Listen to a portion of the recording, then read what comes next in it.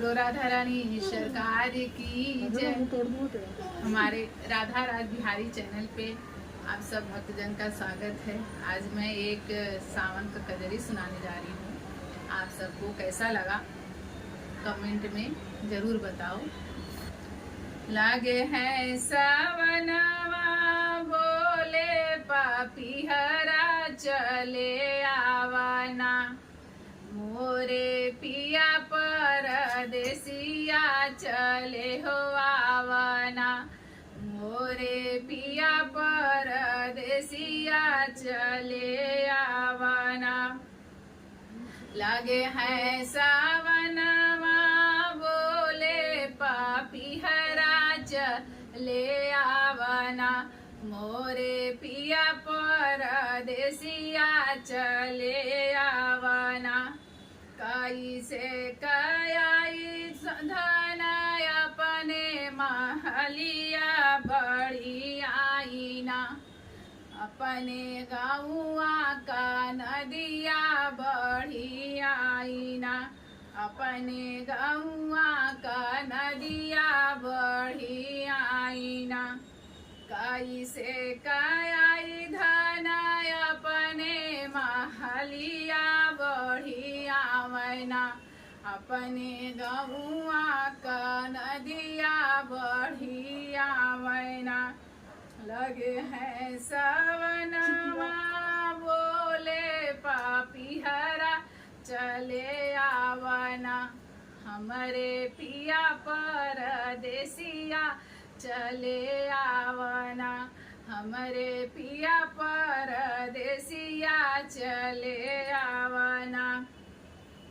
जब तू ही स्वामी नहीं औबा अपने महलिया चले हो जावना, अपने नाई हरवा चले जाइबना। जब तू ही स्वामी हो नहीं अइब अपने ही घरवा चली जइबना, हम अपने नाई हरवा चली जइबना। लगल सावनवा है बोले पापी हरा चले आवना, मोरे पिया परदेसिया चले आवना, मोरे पिया परदेसिया चले आवना। जब तू ही धन जइबू अपने नैहरमा हो कैसे रहबैना, तोहरे गईले हो धन हम कैसे रहबैना, तोहरे गईले है धन हम कैसे रहबैना। जब तू ही जाबू धन अपने नैहरमा बढ़ी है ना, तोहरे नैहरे का नदिया बढ़ी है ना, तोहरे नैहरे का नदिया बढ़ी है ना। लागे है सावनवा ये बोले पापी हरा चले आवना, मोरे पिया परदेसिया चले आवना, मोरे पिया परदेसिया चले आवना।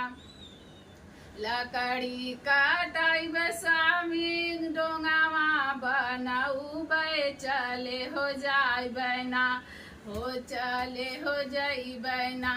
हम अपने नैहरवा चले जइबना, हम अपने नैहरवा चले हो जइबना। चली जाबू धनिया हो डूबी जइबू नदिया, हम कैसे रहबैना, हो हम कैसे रहबैना। तोरे बिना धनिया हो कैसे रहबैना, तोरे बिनु धनिया हो कैसे रहबैना। चढ़ल लगे है सावनवा ये बोले पापी हरा चले आवना, मोरे पिया परदेसिया चले आवना, मोरे पिया परदेसिया चले है आवना। बोलो राधा रानी सरकार की जय।